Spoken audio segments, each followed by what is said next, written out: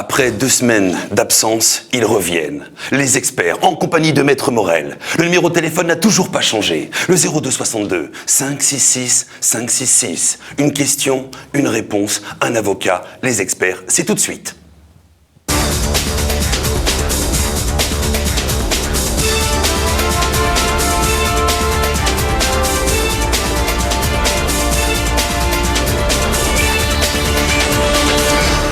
Je ne parlerai qu'en présence de mon avocat et c'est le cas avec Maître Morel. Vous avez une question, eh bien vous n'hésitez pas, vous exposez votre sujet, la question, la réponse et puis pendant 1 heure ensemble. Entre-temps, on va commencer bien sûr à entamer le premier sujet avant d'attendre vos coups de téléphone au standard au 02 62 566 566.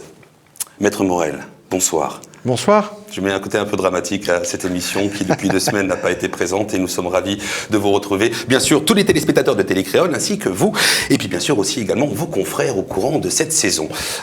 Petite question.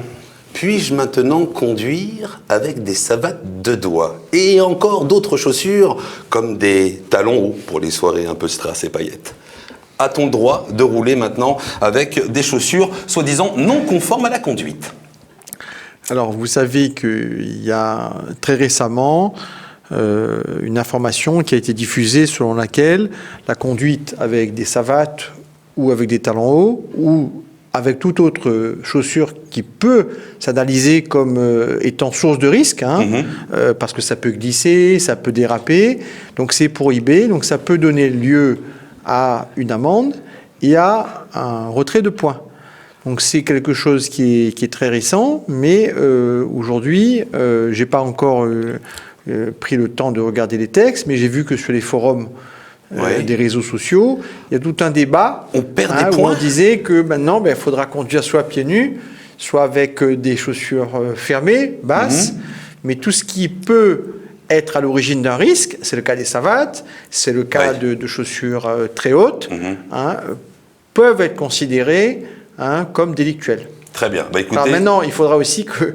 la question que je me posais, c'est comment le policier ou le gendarme, il va pouvoir s'en rendre compte. Donc c'est déjà quelqu'un, à mon avis, qui est interpellé dans le cadre d'un contrôle.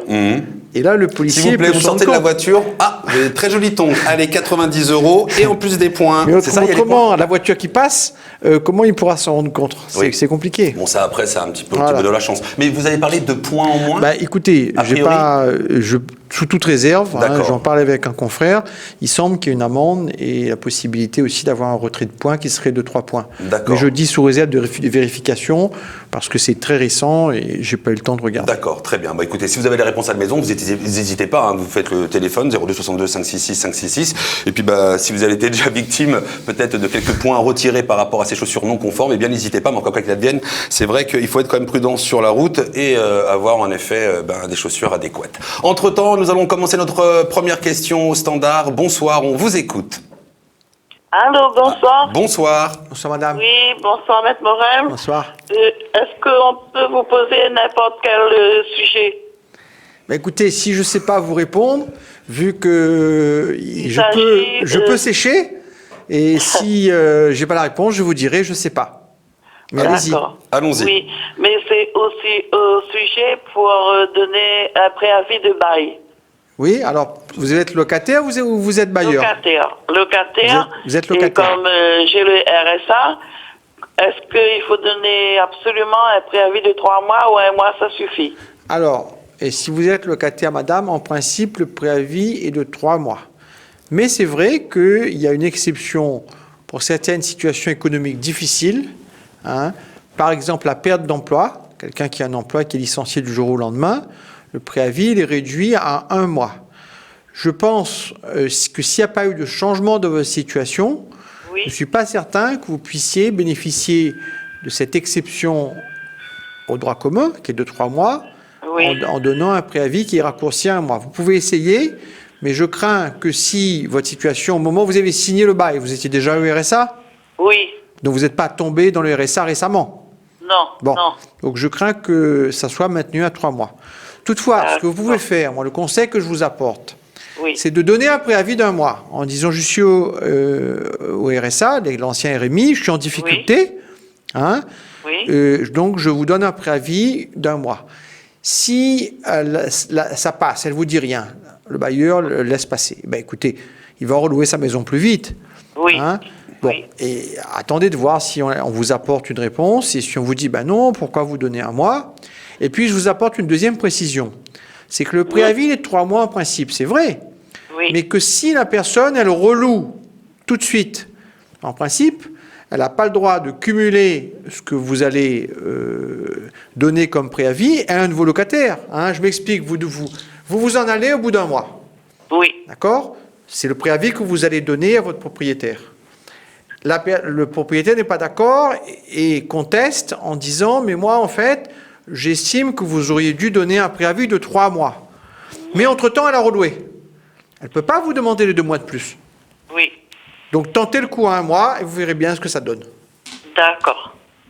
Parce qu'à l'impossible, nul n'est tenu. Si vous êtes en difficulté, hein, et à la limite, il vaut mieux un propriétaire honnête qui n'a pas de sous, mais qui dit « Moi, je m'en vais parce que je ne peux plus vous payer ». Ben, un propriétaire, il préfère entendre ce langage de vérité que Oui. quelqu'un qui s'incruste dans un logement qui n'a plus les moyens de payer. Bien sûr. Oui. Voilà. D'accord. Voilà, madame. Je vous remercie. Je vous en prie, madame, Bonne avec soirée plaisir. à vous. Très Au bonne revoir. soirée, merci beaucoup. Alors, si on n'a pas encore de précision sur les savates de doigts, quoi qu'il advienne, il y a une amende, ça c'est certain, et peut-être des points. Donc si vous avez une précision, vous n'hésitez surtout pas à nous donner cette information au 02 62 566 566. Petite question, j'ai fait une opération, c'est une opération chirurgicale pour me refaire le nez, pour me refaire les lèvres.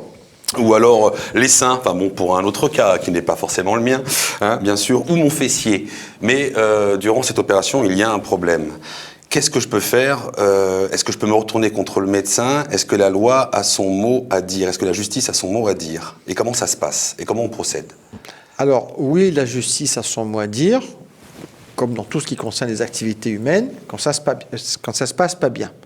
Sauf que, comme il y a une part d'avis technique pour savoir si le médecin a peut-être commis une faute, la justice, elle a recours dans ce type de procédure à un avis médical qui est un avis donné par un expert judiciaire, généralement un chirurgien, hein, dans la matière que vous évoquez, un chirurgien, qui va examiner donc le patient ou la patiente, qui va examiner les documents médicaux, le compte-rendu opératoire, et qui va indiquer si le pépin qui a eu la difficulté, elle est de l'ordre de l'aléa médical, c'est-à-dire il y a eu des événements imprévus qui font que le médecin n'a pas pu prévoir ce qui allait se passer, ou est-ce que le médecin a commis une faute qui, dans ce cas-là, mérite réparation. D'accord. Et donc là, c'est un Et donc, médecin la difficulté, c'est que, oui, il y a un tribunal qui est saisi, mais avant de dire si oui ou non il y a un aspect fautif dans ce qui s'est passé, et si le chirurgien a fait une bêtise, pour parler simplement, il y a cette barrière de l'avis médical. Donc, ce n'est pas n'importe qui, c'est un médecin qui a prêté serment. Et là, ce n'est pas très facile, parce que vous comprenez bien qu'un médecin, même un médecin expert, surtout à La Réunion, c'est une île qui est petite, qui est un microcosme, hein, un médecin, même un médecin expert, souvent il connaît un tel, donc c'est pas facile pour lui d'avoir une parole libérée, franche, qui se détache de ce qui peut s'apparenter à la confraternité, ou certains diraient du corporatisme, et à dire clairement, effectivement, le docteur Intel a commis une faute. Oui, mais c'est la raison pour laquelle, moi, quand c'est possible, je fais appel à des experts parisiens, des experts auprès de la Cour de cassation, hein, qui, eux, bon, ils connaissent personne à La Réunion. Si le gars fait une bêtise, ils vont dire oui. Ils font leur travail. Voilà, moi, il n'y aura pas au contraire, connais, si le médecin a bien fait son travail, mais qu'il y a eu une difficulté dans l'opération qu'il ne pouvait pas maîtriser, mais à ce moment-là, il va le dire. Donc, vous voyez, donc c'est un problème de responsabilité civile, mais qui est délicat, parce qu'il y a ce filtre de l'avis d'un médecin spécialiste, d'un expert judiciaire, qui est compliqué. Du reste, ça ne s'oppose pas que dans les problèmes de responsabilité médicale, mais par exemple dans des dossiers comme la responsabilité de la construction, mais là il y a moins de difficultés. Oui, là c'est pas trop... Mais tout ce qui touche à la santé, c'est toujours délicat. D'accord, très bien. Merci pour ces précisions. Alors faites attention quand même, choisissez bien votre chirurgien. On retourne au standard au 02 62 566 566. Bonsoir, on vous écoute. Allô, bonsoir. Allô? Oui, bonsoir. Oui, bonsoir. Bonsoir. Bonsoir madame. Pour un petit renseignement Très là. bien, avec Maître Bien Morel, sûr. on vous écoute, votre question. Oui, voilà. J'ai loué ma toiture à une entreprise de panneaux voltaïques Oui. et il m'a payé au bout de 2 ans. Mais après, ça fait 3 ans là qu'ils n'ont pas payé. Ils m'ont dit qu'ils ont un truc avec l'EDF qui était pas... Le prix n'était pas bon, il faut que j'attende. Et depuis, ils ne me payent plus. D'accord. Voilà, c'était une location des toits. D'accord. Et le courant, là, est-ce que c'est où il tient le courant mais là-dedans? c'est jamais branché, c'est pas relié à l'EDF en fin de compte. Depuis qu'ils m'ont mis les panneaux là, Donc, mais c'est pas branché EDF parce qu'ils n'ont pas machin pour le prix. Eh ben, s'il n'est pas branché, madame Affaire, il laisse les panneaux sur toi s'il n'est pas branché. Puis il ne comprend pas, il ne sert à rien alors. Ben non, apparemment il ne sert à rien parce qu'il n'est pas branché encore avec EDF. Alors, moi, ce que je vous conseille de faire, Oui. c'est, vous avez l'adresse de l'entreprise? Oui, oui. Bien.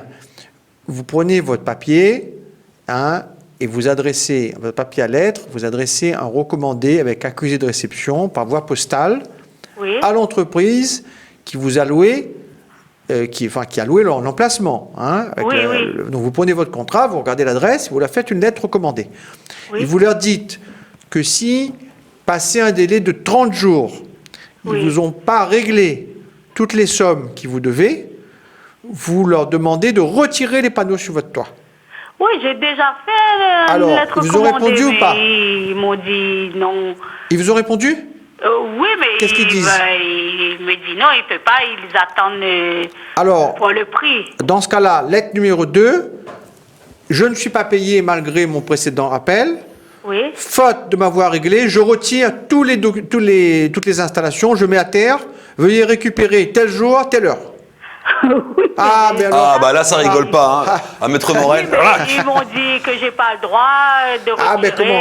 Madame, ils sont chez vous, il y a un loyer, quand le locataire ne paye plus le loyer, que ça il fait? Ça voit un huissier, il dit allez, allez. Ben là, il est pareil, les panneaux photovoltaïques correspondent à un loyer, le loyer n'est plus acquitté, donc il vous appartient, puisqu'ils ne répondent pas à votre demande de paiement, il vous appartient de vous débarrasser de ces panneaux. Et donc vous leur dites, les panneaux seront démontés tel jour à telle heure, à vous de récupérer, autrement ça partira à la casse. Ah, d'accord. Seulement vous les prévenez à l'avance, Oui, attention. oui. Voilà. Avec une lettre recommandée. Avec accusé de réception, Lettre oui. recommandée numéro 2, puisque vous me dites que Oui, vous voilà, avez fait la lettre recommandée numéro 1. Déjà. Très bien. Parfait. Bon, bah voilà, là, c'est la lettre de menace. Eh ben oui, mais il y a un contrat, le contrat n'est pas respecté. Donc madame est dans son droit, bien sûr, d'exiger un loyer, puisque... et puis je vais vous dire, en plus des panneaux qui ne sont même pas raccordés, je ne vois pas trop... l'intérêt. Mais là, on gagne de l'argent au final. Ben je ne sais pas, est-ce que c'est une escroquerie, une de plus? Est-ce que ces gens-là ont eu des ennuis? Je ne sais pas, je ne peux pas vous dire, moi je ne connais pas votre contrat. D'accord, très bien. Bon, bah écoutez madame, est-ce qu'on a répondu à votre question? Oui, c'est bon. Bon, bah écoutez, très bien. Vous êtes la seule personne, excusez-moi, vous êtes la seule personne que vous connaissez qui a le même cas que vous ou pas? Je ne sais pas trop, parce que je vois le bureau, il travaille toujours, mais... D'accord. Alors éventuellement, on peut lancer aussi un appel sur une radio, voir s'il y a d'autres personnes de votre cas. Possible aussi, hein? Oui, voilà, oui. Vous voyez? Parce que c'est vrai que c'est pas normal, ce qui se passe. Oui, mais les panneaux sont...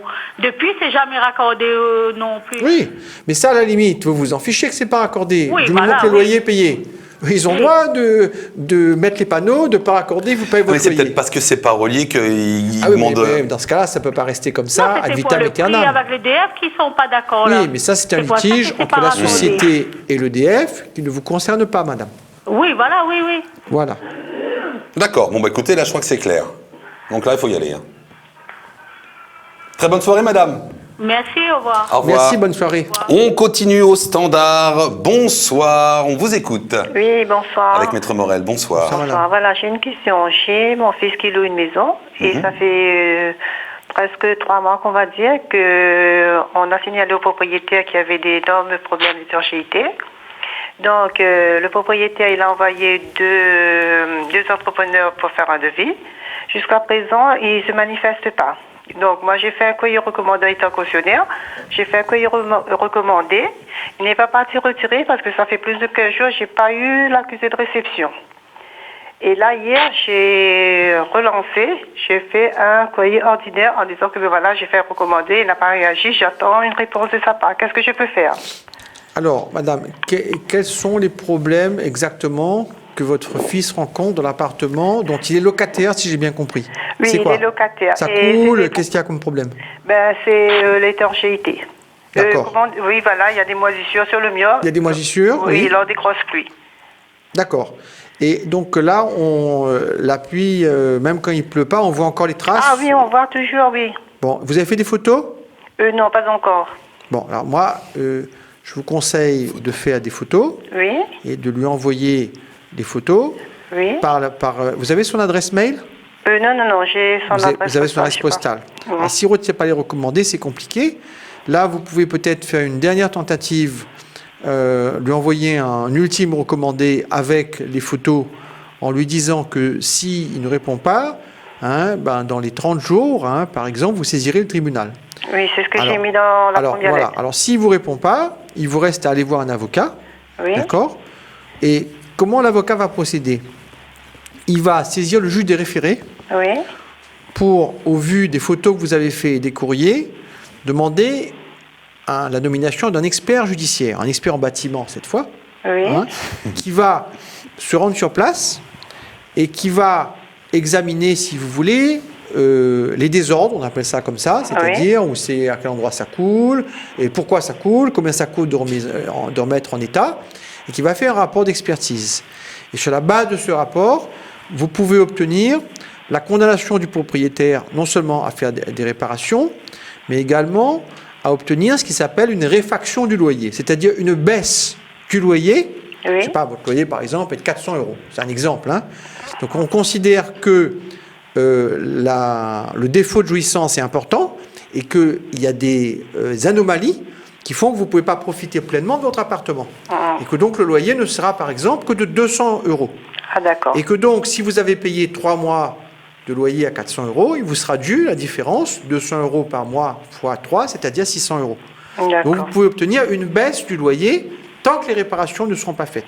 D'accord, d'accord. On peut peut-être même obtenir aussi, mais c'est le juge et seul lui qui peut autoriser que les loyers soient consignés entre les mains d'un compte séquestre et ne soient plus versés au propriétaire. Mais c'est ce que nous. Mais ça, c'est pas vous qui devez décider, c'est le D'accord. juge. Ok. J'ajoute, mais ça peut vous faire des frais, c'est un peu compliqué, que l'idéal, ça serait faire un constat d'huissier. Vous voyez, faire venir un huissier sur place. D'accord. Mais tout ça, c'est compliqué. Oui, c'est très compliqué, oui, parce que Alors, moi, j'ai bien conscience de tout ça, mais moi, j'aurais envie de vous dire, madame, Oui. si vraiment il ne veut pas entendre raison, sauf si vous tenez à cette location comme à la prunelle de vos yeux, donnez un congé, partez. Oui, mais pour ça, il faudrait trouver quelque chose d'autre. Voilà, c'est ça la difficulté. Et donc, moi, j'ai fait plusieurs appels, j'ai lancé des textos compliqué. et tout, j'ai envoyé recommander. Là, j'ai fait un courrier ordinaire que j'ai posté hier, puisqu'il n'est pas parti retirer. Eh oui, mais là, manifestement, vous voyez, ce qui m'embête, c'est que ça peut arriver à n'importe quel propriétaire de louer une case et d'avoir des difficultés. Mais quelqu'un qui est honnête, il vient sur place, il regarde. Mais il est déjà venu. Il fait une déclaration à son assureur. Oui. Non, mais d'accord, mais il vient. Mais il n'a rien fait jusqu'à présent. Mais après, vous voyez, il donne une suite en contactant une entreprise, ce qu'il a fait apparemment, mais après, en faisant une déclaration à l'assureur. Apparemment, il veut tout bon marché. Oui, non, donc, mais, voilà. non, mais ça, il y a eu combien de temps, excusez-moi, Maître Morel, il y a eu combien de temps entre la visite et le temps espacé à maintenant? Ah ben, ça fait plus de 2 mois qu'il était venu. Ah bon, 2 mois. C'est pour ça que vraiment, si vous voulez rester sur place, moi, si j'étais vous, je lance une procédure avec un avocat. Il n'y a pas d'autre façon. C'est obligé de passer par un avocat ou je peux aller voir le tribunal directement? Écoutez, vous pouvez toujours faire vous-même, mais c'est plus compliqué. C'est compliqué. Maintenant, il existe une procédure simplifiée, vous avez raison, au greffe du tribunal d'instance, ça s'appelle comme ça, le greffe du tribunal d'instance. Vous êtes sur quelle ville, madame? C'est Sainte-Marie. Sainte-Marie. Donc, ça sera, pour vous, ça sera le tribunal d'instance de Saint-Denis, à côté du bowling, là, à Champfleury. Oui, je connais. Donc, vous allez au greffe, et il existe, pour des petits litiges comme ça, des procédures sans avocat avec des imprimés à remplir. Oui. Vous pouvez essayer de faire comme ça. D'accord, je vais essayer. J'espère peut-être qu'il écoute la télé. Maintenant, si votre... Ou alors la radio hein, sur Créole FM. Il n'y a pas Voilà, de souci. il va entendre que c'est Madame Intel qui appelle pour lui. Bien sûr. Peut-être qu'il va réagir. Ben oui. Voilà. bonne soirée. Voilà, quoi qu'il advienne, vous prenez des photos, vous envoyez un ultime recommandé, un conseil Avec de Maître des photos, Morel, s'il oui. vous plaît. Sinon, en disant que vous allez saisir le tribunal, ou sinon, faites venir un huissier. Oui. Constatation Pour un d'huissier. constat d'huissier. Un constat d'huissier, voilà. Ok, Très bien. ça marche. Merci beaucoup. Bonne soirée. Bonne soirée. Allez, au revoir. Merci. Juste une question. Pour le cas de cette dame, enfin, du moins du fils, est-ce que s'ils veulent partir de cette maison, de cet appartement, Bah alors là, il n'y a pas 3 mois là. Là, pour le coup, vu que la maison est inhabitable, vous pouvez donner un préavis de 15 jours et Ouais. le tribunal ne vous donnera pas tort. Hein. D'accord, très bien. Ben voilà, c'était aussi la petite chose à savoir. Voilà. Eh bien, on continue au standard au 02 62 566 566 en compagnie de Maître Morel. Les experts, c'est votre émission. On vous écoute. Bonsoir. Oui, bonsoir. Bonsoir. Bonsoir monsieur, bonsoir Maître Bonsoir. Morel. J'ai une question à vous poser Monsieur, bien concernant les retards, les vols d'avion annulés. Et également les retards à l'arrivée. Oui. Je vous explique la situation. Nous devions prendre donc un vol à Pierrefonds-Saint-Pierre à 7h du matin et le vol a été annulé. On nous a transportés en bus à Saint-Denis, Oui. à Sigilo. Oui. Et nous avons donc pris un autre avion à 10h30. Nous sommes Oui. arrivés à 12h. Oui. Et dans le pays étranger. Et donc, nous avons fait une réclamation auprès de la compagnie aérienne Oui. qui ne nous propose comme compensation que 50 €. En disant que, il y a eu un problème technique et que le règlement européen en vigueur ne prévoit pas de compensation lorsque le transporteur connaît des défaillances imprévues pouvant affecter la sécurité du vol. Alors, que peut-on faire? Parce que, apparemment, la Cour européenne dit ceci. Dans le cas de retard de plus de 3 heures, Oui. il y a une compensation égale au moins à un montant de 250 € qui peut être exigé. Et il y a également eu un rappel en novembre, de mémoire en novembre 2014 de la Cour européenne concernant un vol retardé de plus d'une dizaine d'heures pour un vol sur la Lufthansa de mémoire.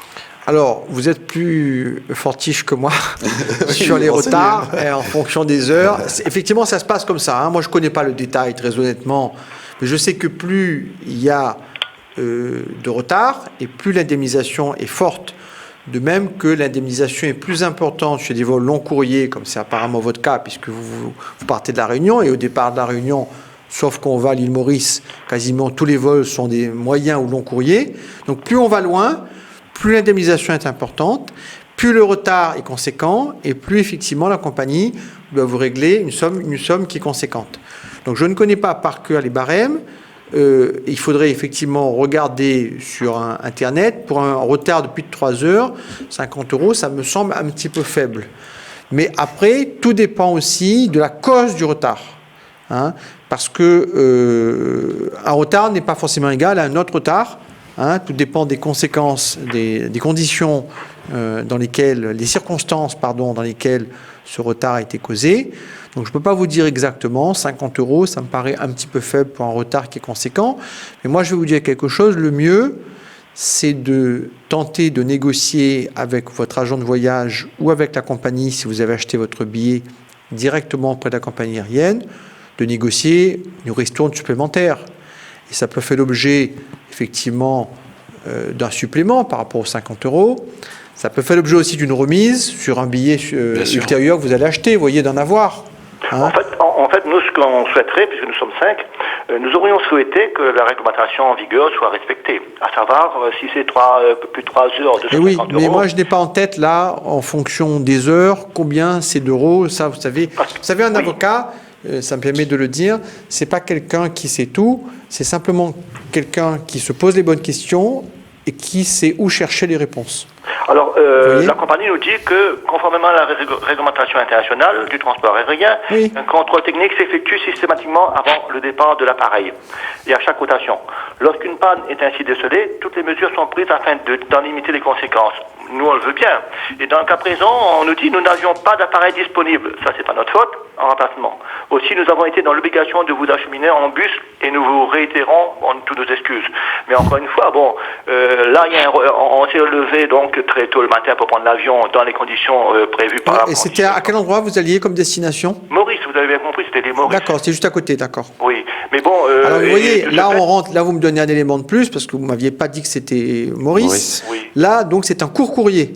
Donc vous voyez, en matière d'indemnisation, les règles sont beaucoup plus libérales en faveur de la compagnie.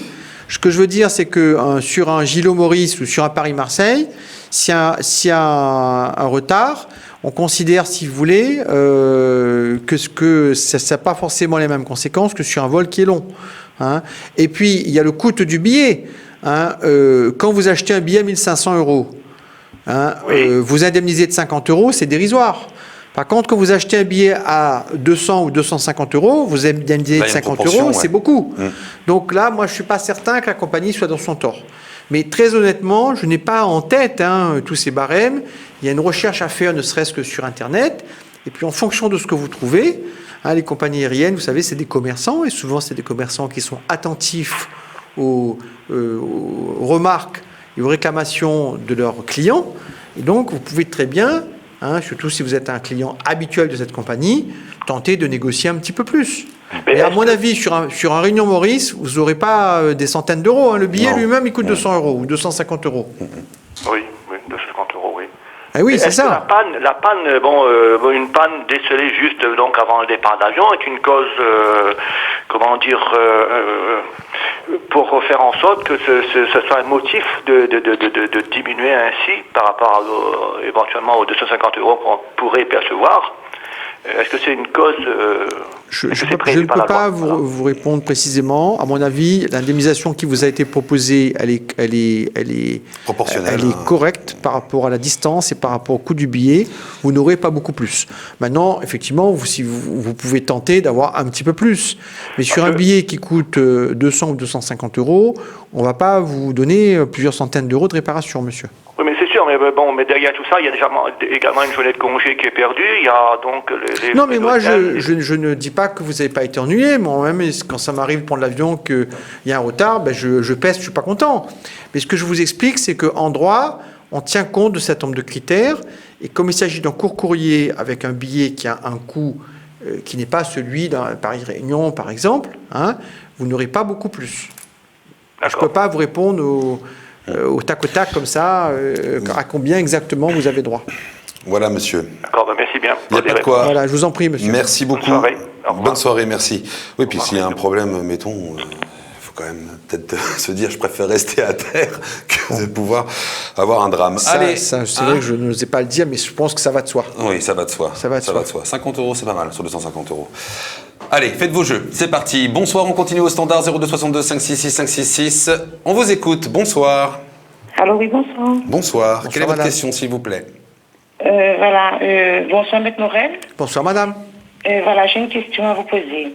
Mon mari a acheté un tracteur il y a 3 ans de cela avec un organisme, mais jusqu'à présent, on n'a pas de carte grise à notre nom. Ah. Et on a fait le nécessaire, on a fini à envoyer des courriers recommandés avec l'organisme et la maison de crédit. Pardon, quand on dit l'organisme, c'est la maison, c'est le concessionnaire? Non, on n'a pas acheté avec un concessionnaire, on a acheté avec... mais il peut dire le nom? Un organisme, le problème, c'est que je vois pas trop ce que c'est. C'est quoi? C'est un privé? C'est un public? Non, c'est pas un privé, c'est l'endroit il fait. Parce que nous, l'agriculture, nous l'a acheté chez quelqu'un. Ah, c'est-à-dire une espèce de coopérative, c'est quoi? Voilà, oui, en gros, oui. Bon, écoutez, coopérative ou pas coopérative, si on vend un véhicule, la carte grise, c'est ce qu'on appelle un élément substantiel du matériel. Parce qu'un matériel qui roule ne va pas sans carte grise. L'administration exige la carte grise. Donc, est-ce que vous avez fait un recommandé à cet organisme? Voilà, on a envoyé plusieurs recommandés. Alors, il ne bouge pas? Il ne bouge pas? Non. Alors, s'il ne bouge pas, l'étape supplémentaire, c'est voir un avocat, lettre d'avocat. Et si la lettre de l'avocat va à la poubelle, l'étape supplémentaire, c'est à signer, c'est-à-dire faire citer l'organisme, comme vous dites, devant un tribunal pour obtenir leur condamnation à vous livrer la carte grise sous astreinte. Qu'est-ce que c'est qu'une astreinte?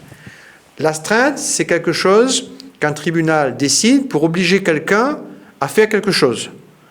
Exemple, dans l'hypothèse qui nous concerne, l'organisme ne donne pas la carte grise, le tribunal va condamner cette coopérative, par exemple, sous astreinte de 100 € par jour de retard, à vous donner la carte grise. C'est-à-dire que tant qu'il ne vous donne pas la carte grise, tous les jours, il y a 100 € qui passent en compte, et au bout de 20 jours, de 30 jours, vous pouvez saisir le tribunal pour faire liquider l'astreinte. Et pour dire, monsieur de la coopérative, je vous avais averti, 30 jours sont passés, 30 fois 100, ça fait 3 000 €, vous devez me payer 3 000 €. Croyez-moi que la carte grise va rapidement arriver. Non, parce que le problème là, c'est pas juste ça, c'est que... Ah d'accord, mais ça, moi je réponds à votre question. Disons que les autres questions, comme je ne lis pas dans le vif du sujet maintenant. Comme je ne lis pas dans votre pensée, je n'ai pas compris qu'il y avait d'autres choses. Expliquez-moi. Mais voilà, parce que normalement, là, le tracteur, là, on achète ça d'occasion, mais c'est l'ancien propriétaire, il ne veut pas fournir la carte grise. Parce qu'il a reçu la CNC dessus. Donc maintenant... Vous avez reçu quoi? La CNC. La CNC. La CNC. C'est quoi la CNC, madame? La CNC, c'est un... Comment dire ça? Et c'est une subvention? Une subvention pour acquérir le tracteur neuf. Mais nous achetons ça à occasion. Donc, la carte grise est toujours avec lui. Alors, il faudra assigner les deux devant le tribunal. Mon ami conseil a fait la lettre à la coopérative et à l'ancien propriétaire. Mais je vous ferai observer que même si la carte grise est détenue par l'ancien, c'est l'organisme qui vous a vendu qui doit se débrouiller pour récupérer. Oui, mais donc moi, si j'étais vous... Crédit, par exemple, qu'on a un crédit sur le tracteur, parce que c'est une banque de crédit, la finance à nous le tracteur, donc comment ça se passe? Non, mais là, le tracteur, vous l'utilisez quand même sans carte grise? Non, parce qu'on ne peut pas mettre l'assurance. Ah oui, d'accord, je n'ai pas pensé à ça, oui. Mais écoutez, moi je crois que ça fait combien de temps que ça dure, ça? Ça fait 3 ans, et notre crédit... madame, là où l'a attendu, à peu près 2 ans et demi de trop. Alors 3 ans, 100 € la journée. Moi, je vous conseille de rapidement voir un cabinet d'avocats pour faire une procédure contre la coopérative et l'ancien propriétaire. Parce que ce n'est pas normal qu'après 3 ans, vous payez un crédit dans le vide, vous ne pouvez pas exploiter, je ne sais pas si vous êtes coupeur de canne à sucre, vous exploitez... Voilà, on est agriculteur, oui. Voilà, ce n'est pas normal. Comment ou en sortent pas où déjà les agriculteurs, on le sait, ils sont pas riches, ils tirent le diable par la queue, on le voit en ce moment en métropole. Donc ne vous laissez pas faire, installez une procédure, madame. D'accord, mais parce que dans le contrat de crédit, comme il dit, normalement c'est quand les finances de crédit, par exemple à l'organisme qu'on a acheté, oui. Il faut lui fournir une photocopie, ne serait-ce de la carte grise. Oui, mais c'est pour ça que je vous dis que là, il y a 2 choses. Vous avez un vendeur initial, le premier propriétaire du tracteur, qui n'est pas correct, on ne peut pas dire davantage, puisqu'il a bénéficié de subventions, il n'a sûrement pas de droit de revendre et tout, il revend. Et en plus, il ne donne pas la carte grise au moment où il cède. Mais vous avez l'organisme qui n'a pas été jusqu'au bout de sa mission, parce que quand on vend un véhicule, chacun sait qu'on ne vend pas un véhicule sans carte grise. D'accord. D'accord? Donc, ils sont en tort tous les deux. D'accord. Donc, ne vous laissez pas faire et il faut engager une procédure devant le tribunal, madame. Vous savez, le problème, c'est que quand vous avez affaire à des gens qui sont sourds et qui ne répondent pas au courrier qu'on leur adresse, ça fait 3 ans. voilà, en tout cas, donc au bout d'un moment, il faut faire parler j'allais dire, la force du droit et saisir un tribunal. D'accord. D'accord? Merci beaucoup, Maître Morel. Mais je vous en prie, madame. Bon courage. Merci beaucoup. On continue bien sûr l'émission Les Experts sur Télécréole et en simultané également sur Créole FM avec Maître Morel. Bonsoir, 02 62 566 566, c'est le numéro de téléphone que vous avez fait. Bonsoir. Oui, bonsoir. Bonsoir. Monsieur. Votre question avec Oui, Maître bonsoir Morel. Maître Morel. Oui, bonsoir, monsieur. Bonsoir monsieur. Bonsoir. Oui, j'aimerais savoir si un débiteur se trouve en métropole, est-ce qu'il y a possibilité de récupérer la dette qu'il me doit? Voilà. Alors, est-ce que vous avez son adresse? Non, pas du tout. Mais comme il a la famille ici... Ah oui, mais est-ce que vous avez son adresse en métropole? Non, moi, j'ai pas du tout l'adresse. Alors, si vous n'avez pas son adresse, c'est compliqué, parce que pour faire un procès à quelqu'un, il faut voir son adresse. Parce que pour faire un procès à quelqu'un, il faut aller voir 2 personnes, un avocat et un huissier. L'avocat rédige la convocation en justice qui s'appelle une assignation. Ensuite, c'est l'huissier qui va porter l'assignation chez la personne qui vous doit de l'argent, monsieur. Mais si l'huissier n'a pas d'adresse, Comment il fait? Donc il ne peut pas. Mais la famille ne peut pas donner l'adresse. Ah oui, mais est-ce que la famille va donner à où? Il ne va pas donner à où? D'après où? Donc là, si vous voulez, c'est une grosse somme qui vous est due, monsieur? Ouais, c'est assez conséquente. Alors, si c'est une somme assez conséquente, mais bon, ça fait des frais. Hein. Le problème, c'est que tout génère des frais. Hein. Il faut détecter, il faut trouver l'adresse de votre débiteur. Et pour trouver l'adresse de votre débiteur, monsieur, il faut vous adresser à un détective privé qui font ce qui s'appelle des recherches d'adresse. Bon, ça a un coût, hein, selon les détectives, ça peut coûter, je ne sais pas, moi, 200 €, 300 €, je ne sais pas. Hein. Donc, ils ont leur technique propre, ils ont leur réseau, hein, et il va faire une recherche d'adresse de votre débiteur. Et une fois que vous avez l'adresse, là, vous pouvez engager le procès. Maître Morel, oui. monsieur également, quand on a un problème comme ça et qu'on prête de l'argent à quelqu'un de proche, est-ce que vous avez fait une reconnaissance de dette? Parce que oui. Oui, ça a été fait, ça. D'accord. Et il habitait ici avant, c'est ça? Ouais, Oui, c'était à La Réunion avant. Et là, il est parti en métropole. Mais il est parti, oui. Et vous n'avez aucun moyen, pas une connaissance commune? Et à son ancienne adresse? Ami, vous n'avez pas une connaissance commune qui va vous dire, bah oui, il est à tel endroit, non? Il peut essayer de demander à la famille ici, sans dire pourquoi, voilà. Voilà, vous voulez dire, j'aimerais bien avoir de ses nouvelles, lui envoyer une carte postale. Est-ce que tu peux me filer son adresse? Oui. Et il faut ruser. Parce que si vous ne rusez pas, Ouais. moi je vois le détective et à part ça, je ne vois pas trop. Hein. Ah, les réseaux sociaux aussi. Les réseaux sociaux, c'est aussi une bonne source pour savoir, à la rigueur. Hein, on ne sait pas hein, s'il Oui, est... mais est-ce que... Inconnu chez les réseaux sociaux pour l'instant. D'accord, ok. Voilà. Il y en a qui cherchent bien sur les réseaux sociaux. Hein. C'est vrai que c'est une source. Moi, je vous conseille d'essayer de ruser et de retrouver quelqu'un qu'il connaît en lui disant mais tu sais pas où il est parti. Et si on envoie à son ancienne adresse une lettre faite par un avocat Ben oui, mais et qu'il est la pas... lettre, elle va retourner. Si vous faites un recours recommandé, il sera refusé. Et quand vous allez faire une procédure, vous allez voir un huissier, enfin un avocat qui va rédiger une assignation, qui va la remettre à un huissier. L'huissier va se rendre sur place. Il va constater que au 43 rue Général de Gaulle, Monsieur X n'habite pas et que c'est Madame Y. Monsieur X, et donc quand vous allez enrôler votre assignation au tribunal, le tribunal risque de faire des difficultés en disant attendez, il ressort des constatations de l'huissier que votre débiteur, et monsieur, il n'habite plus là depuis X années, et donc cherchez sa nouvelle adresse. Et si on le voit carrément chez ses parents ou quelqu'un de sa famille avec le même nom, il doit normalement peut-être faire suivre le courrier. Vous pouvez essayer, mais les parents, s'ils Ouais. refusent l'assignation, Eh ben oui, voilà, c'est ça. et ils disent écoutez, nous, notre fils, il n'habite plus là et on ne veut pas vous dire où il est. Comment vous faites? Donc moi, je vous conseille d'essayer de voir si vous ne pouvez pas récupérer son adresse comme ça en douce. Hein, et si ce n'est pas possible, vous adressez à un détective. Hein, il y en a en métropole ou ici, même par Internet, vous pouvez chercher. Faites attention à demander un devis préalable. Ça s'appelle recherche d'adresse. D'accord. Et en portant plainte à la police, ça ne marche pas non plus. Alors, le parquet a une mission, c'est prévu par la loi, qui consiste à, effectivement, éventuellement rechercher comme ça des débiteurs. Mais en réalité, ça ne fonctionne pas, parce que la justice est débordée. Oui. La justice en France est une justice pauvre, qui manque de moyens, qui manque de greffiers, qui manque de juges, qui manque de procureurs. On est un des pays d'Europe qui consacre par habitant le moins d'argent à la justice. Et donc, c'est une mission qui est, je dois dire, délaissée. Et si vous écrivez au procureur pour une recherche d'adresse, je crains fort que vous n'ayez pas de réponse. D'accord. Donc il n'y a pas beaucoup de choix, hormis de trouver son adresse, et c'est juste le début d'une procédure. Alors il trouve son adresse, Alors après, une demain, fois que vous avez l'adresse, ben là, il faut vous adresser à un avocat pour faire un procès. Voilà. Voilà, et bon, je ne rentre pas dans les détails, mais la question de savoir si le procès aura lieu ici à La Réunion ou en métropole, c'est encore un autre débat, mais bon, une fois que vous avez un avocat, il vous dira, il faut faire le procès, je ne sais pas moi, à Marseille, ou bien il faut le faire ici. Voilà. D'accord ? Merci beaucoup. Voilà, Je vous en prie, monsieur. Bonne continuation, monsieur Morel. Merci. Morel. Merci. à vous, monsieur.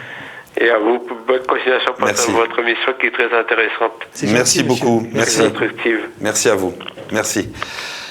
On va continuer avec les appels, mais c'est vrai que c'est pas évident hein, de prêter de l'argent à des proches et on fait confiance. Alors, 2-3 petits conseils avant d'avoir notre téléspectateur au téléphone. Le petit conseil, j'ai quelqu'un, voilà, voilà, ma famille qui me demande 1000, 2000, 3000, 9000 euros, je ne sais pas, enfin une grosse somme. Je lui prête, mais alors, quand même, il y a quand même des règles à respecter.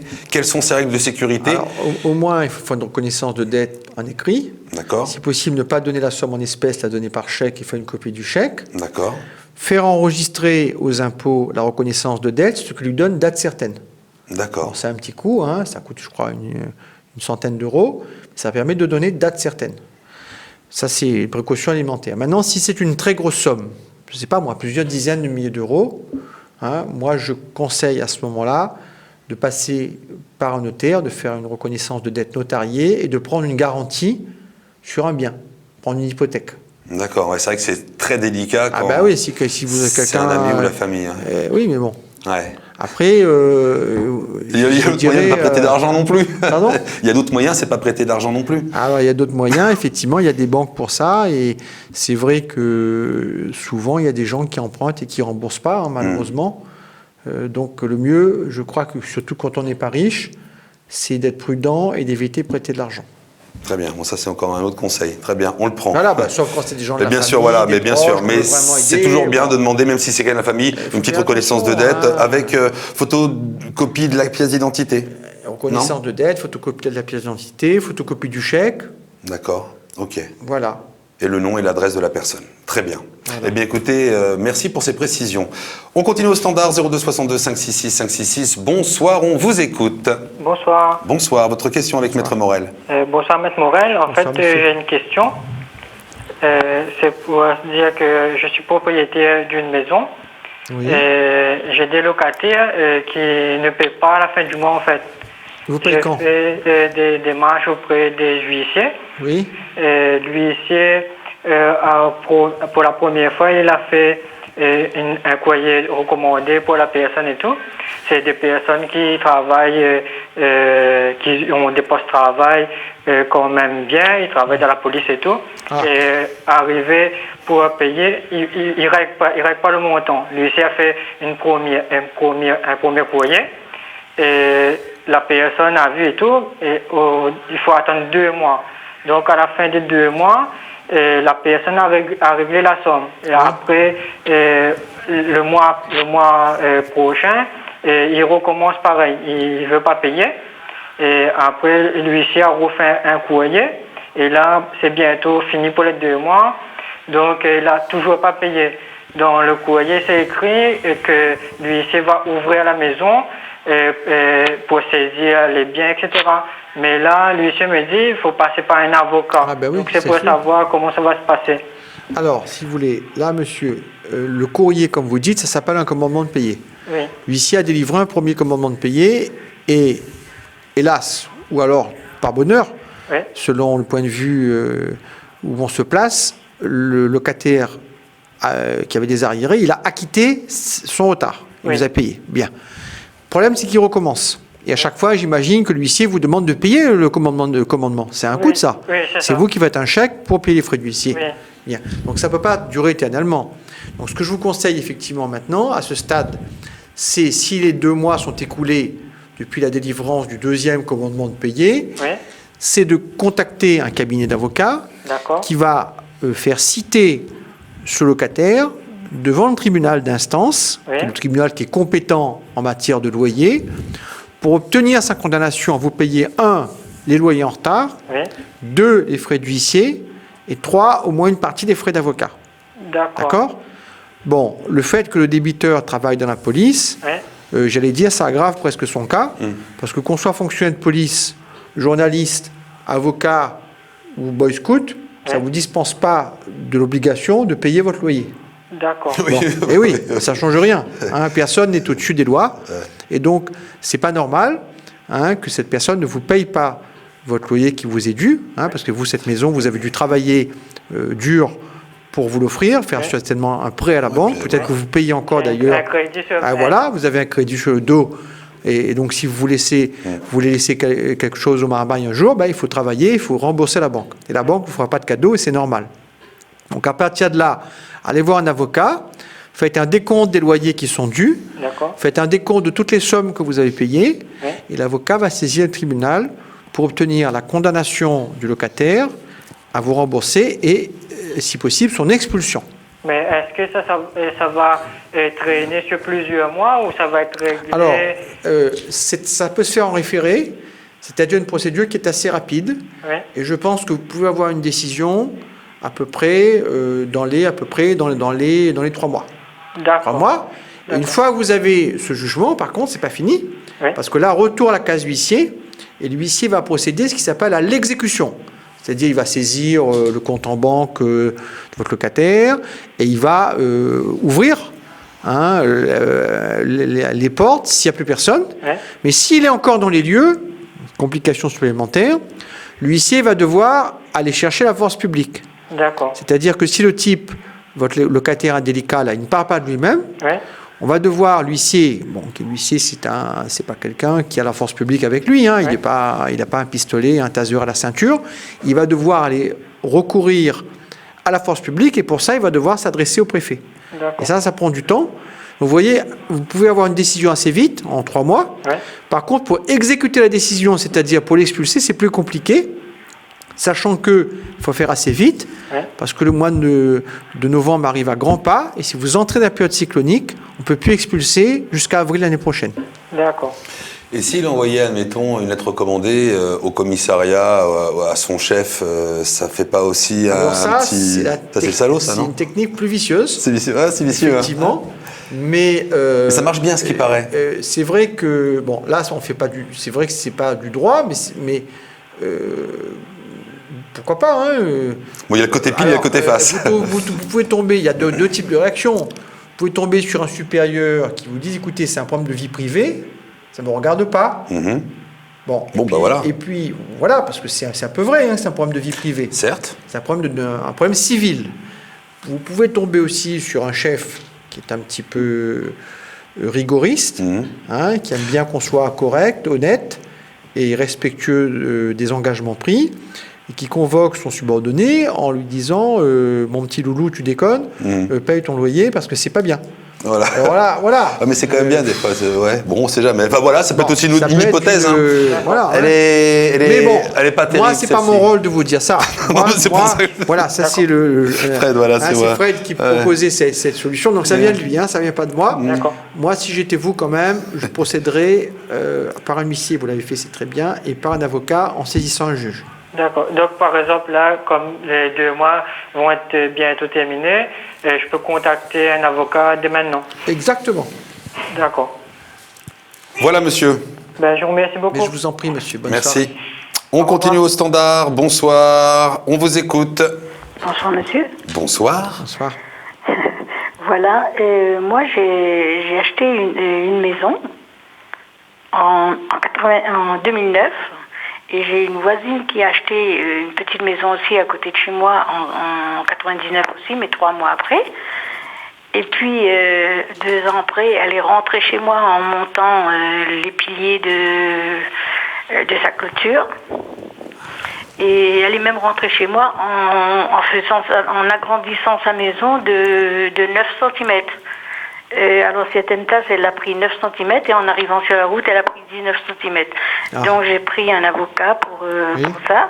Et conclusion, son avocat, elle, me donne carrément tort. Il me dit que j'ai 7 000 € à payer parce que je cherche à retirer de l'argent de cette personne-là et que normalement c'est normal. Il faut que je la laisse faire son crépi et rentrer chez moi. Est-ce normal ça? Alors, madame, là, vous me dites son avocat à elle. Donc l'avocat de votre adversaire vous donne tort. Oui. Ça, c'est normal. Puisque l'avocat de votre adversaire, elle défend la voisine. Elle n'est pas là. L'avocat de votre adversaire défend votre adversaire. Elle n'est pas là pour vous défendre vous. Bon. Donc, ça ne me choque pas que l'avocat de votre adversaire donne raison à votre adversaire. Mais en fait, ce n'est pas l'avocat qui décide. Nous, vous savez, les avocats, nous ne sommes rien. Nous présentons une cause au tribunal avec des conclusions, avec un mémoire, en plaidant un dossier. Mais nous, on décide de rien. Donc ne vous inquiétez pas, c'est pas parce que l'avocat de votre adversaire donne raison à sa cliente, finalement, que vous allez perdre. Là, ce qui m'apparaît déterminant de votre affaire, c'est plutôt l'avis technique qui pourrait être rendu par un expert. Et je vous pose une question à mon tour. Est-ce que votre avocat a demandé une expertise pour mesurer le terrain, pour constater qu'il y a un dépassement de 9 cm à un endroit et de 19 cm à un autre. Bref, est-ce qu'il y a eu une expertise? Non, c'est moi qui ai fait venir un géomètre. D'accord, et le géomètre vous donne raison? Le géomètre me donne raison, Bon. mon avocat a tous ces papiers-là en expliquant... Très bien. Alors, si vous avez fait ce qui s'appelle une expertise amiable à travers un géomètre, votre avocat va verser cette pièce au débat Oui. et il va demander la condamnation de votre voisine qui empiète finalement sur votre propriété. Donc je pense qu'il n'y a pas de souci à avoir. Et le fait de l'autre côté de la barre, comme on dit, c'est-à-dire que l'avocat adverse vous demande des dommages, intérêts, etc. Bon, à mon avis, ça fait partie un petit peu... C'est un peu de l'esbrouf, c'est un peu du cinéma. Mais si vous avez un rapport d'un géomètre qui est clair et qui vous donne raison, je pense que vous pouvez être confiant sur l'issue de cette procédure. D'accord. Est-ce que je vous ai répondu? Oui, c'est très bien. C'est Voilà. ce que je voulais savoir, parce que moi j'avais un peu peur, vu que j'ai Ah oui, reçu je 2 comprends. fois la conclusion de Je son comprends, vous avocat. vous dites on empiète chez moi et en plus si j'ai 7 000 euros à payer. Vous savez, elle a demandé, l'avocat adverse a demandé 7 000. Elle aurait pu demander aussi 10 000 ou 20 000. Oui. Mais un tribunal, il a la tête sur les épaules, le plus souvent, et il ne suffit pas de demander pour obtenir. C'est pas parce que cette personne demande des dommages-intérêts qui reposent sur quoi? Si vous gagnez votre procès, madame, c'est vous qui pourrez obtenir non seulement la démolition sur l'empiètement, mais encore des dommages-intérêts, voire le remboursement de vos frais d'avocat, vos frais d'huissier et vos frais de géomètre. Donc pensez-y. D'accord. Eh bien, je vous remercie. Voilà. Bah écoutez, madame, elle a eu là une bonne réponse et puis à la fois, je crois qu'elle est un peu plus soulagée quand même. C'est vrai que ça fait peur quand même. Hein, parce que ça fait 1 an que ça dure et moi, ça me travaille beaucoup. ah ben j'imagine. Mais moi, Bien, je je dis vous toujours remercie. aux gens, ne vivez pas avec ce procès. Laissez votre avocat le traiter. Vous voyez, parce que c'est quelque chose, ça vous ronge, ça vous fait du mal. Donc, il y a tant de choses qui sont embêtantes dans la vie. Il faut vous détacher, attendez le résultat. Si vous êtes bien défendu, apparemment, vous êtes dans votre bon droit. Donc, ne vous inquiétez pas, vous gagnerez votre affaire. D'accord. Voilà. Eh bien, je vous remercie. Bonne Je vous en continuation. prie. Merci beaucoup. Merci. Au revoir. Au revoir. On continue sur le standard 0262 566 566. Bonsoir, on vous écoute. Allô? Oui, allô? Bonsoir. Est-ce que vous avez la télévision d'allumer ou la radio d'allumer? La télé, oui. Est-ce qu'il y a possibilité de pouvoir l'éteindre, s'il vous plaît, ou du moins baisser le son complètement? Ben là, on me l'a en dehors. Bon, bah alors allons-y. En ce moment, la télévision est éteinte, le son aussi. Et nous allons récupérer notre téléspectateur dans quelques instants sur Télé Créole et également en simultané sur Créole FM. Ah, ça passe à la radio aussi? Oui, ça passe aussi à la radio. Ah, Vous n'étiez pas au courant? Non, je sais Moi pas. non plus. Voilà. Ah. Je le sais comme ça, je viens de le lire sur l'écran. D'accord. Bonsoir, c'est bon? Oui. On vous écoute. Oui, bonsoir, monsieur. Mes téléphones, ça pas le nom. Non, évitez. Évitez. En fin de compte, nous avons un terrain agricole. Oui, en fin de compte, comment expliquer ça? Ailleurs. Là, travaille sur le terrain agricole. Et nous l'avons incarné canne agricole pour les anciens. Et le truc, comment dire ça? C'était mon papa la reprend. Son papa la redaille, la reprend. Et comme mon papa est mort. Et en fin de compte, quand il était mort, mais nous avons toujours travaillé dessus. Et là, on n'a pas de tribunal avec le monde, le propriétaire. En fin de compte, c'est tellement compliqué. Et le TV a reprendre ce terrain. Tu comprends là? Oui. Et comment dire ça? Donc, nous la passe l'avocat par l'avocat. Là, nous comme ça, nous l'avons gagné, nous l'avons payé. Et en fin de compte, là, finalement, nous l'avons payé le terrain.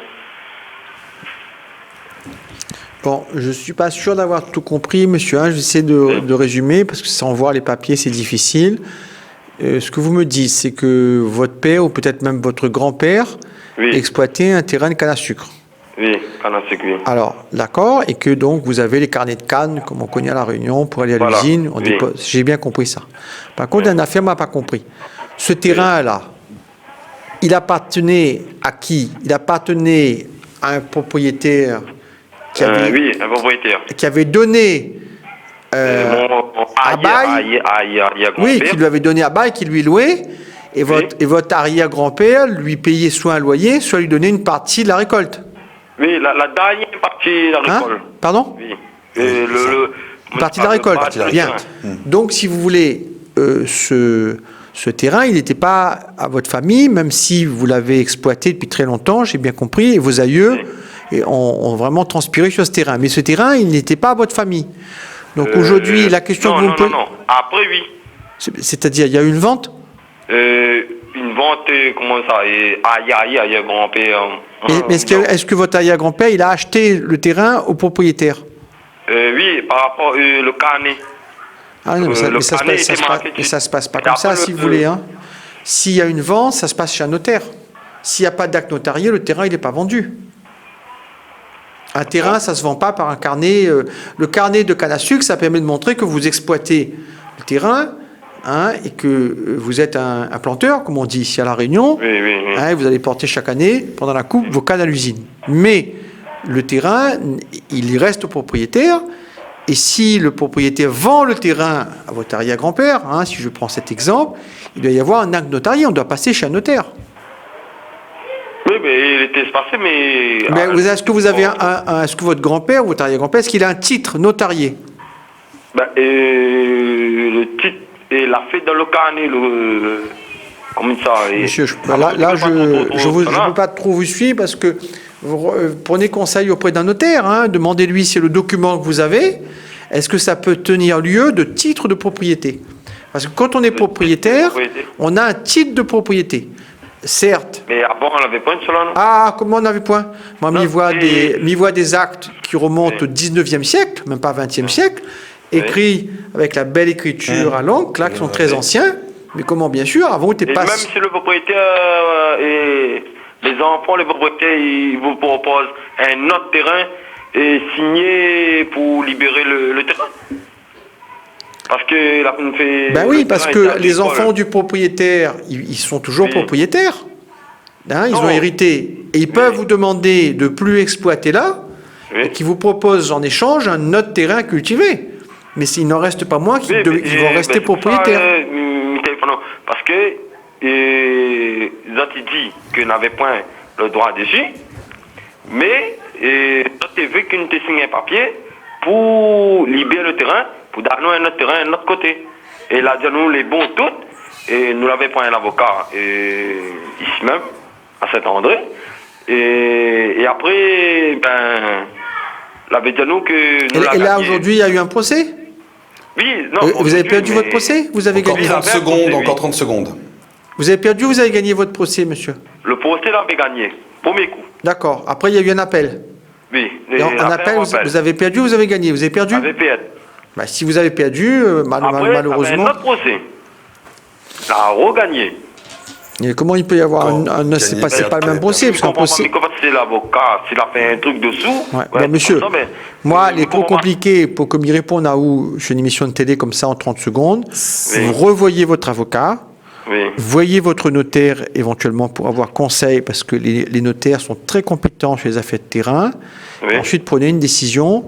Et vous voyez, là, comme il y a eu des procès, il y a eu un jugement, un arrêt, etc., je ne peux pas vous répondre de but en blanc si on ne voit pas les documents. Voilà. Donc, voyez votre avocat, à Saint-André ou ailleurs. Monsieur, malheureusement, excusez-moi, je suis vraiment désolé, vraiment confus de ne pas pouvoir continuer jusqu'au bout. Mais malheureusement, notre émission touche à sa fin. Par contre, la semaine prochaine, téléphonez-nous si vous voulez et suivez les conseils de Maître Morel, revoyez votre avocat. Merci beaucoup, monsieur, en tout cas, de votre appel. Merci. Maître Morel, merci d'être venu pour l'émission Les Experts. Quelques petites phrases à retenir. Allez, un avocat, ce n'est pas quelqu'un qui sait tout, mais il se pose les bonnes questions. Et surtout, il sait où trouver les réponses. Et surtout, il sait où trouver les réponses. Je voulais que vous finissiez la phrase, c'est très bien. Et puis, la force du droit. Ça, justement, écoutez, soyons droits et soyons forts aussi. Maître Morel, merci de votre venue. Merci à vous. On retrouve bien sûr les experts avec Johanna. Ce sera donc la semaine prochaine, les experts. Bah écoutez, bonne soirée à toutes et puis on se retrouve pour la suite du programme sur Télé Créole et également aussi sur Créole FM.